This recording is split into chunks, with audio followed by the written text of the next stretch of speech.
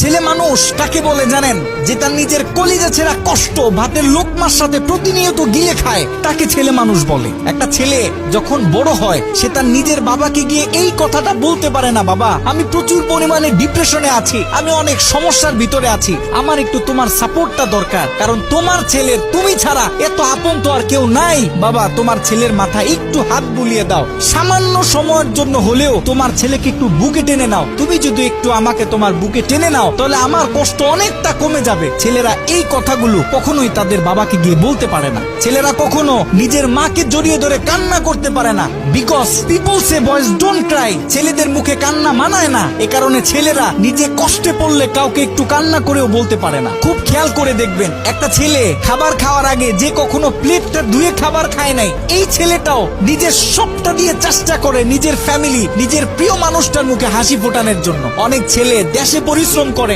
অনেক ছেলে প্রবাসে বছরের পর বছর নিজের ফ্যামিলি, নিজের প্রিয় মানুষের মুখে হাসি ফোটানোর জন্য পড়ে থাকে। দিন শেষে ছেলেদের মুখে হাসি ফোটানোর মতো কাউকে পাওয়া যায় না। আমি মনে করি boys are the best actor in the world. এই পৃথিবীতে ছেলেরা হচ্ছে সব থেকে বড় অভিনেতা, কারণ ছেলেরা নিজেদের বুকে হাজারো লক্ষ কষ্ট পুঁতে রেখেও মুখে হাসি নিয়ে চলে, কারণ সে জানে আজকে আমি যদি ভেঙে পড়ি তাহলে আমার পুরো ফ্যামিলিটা অস্তিত্বহীন হয়ে যাবে।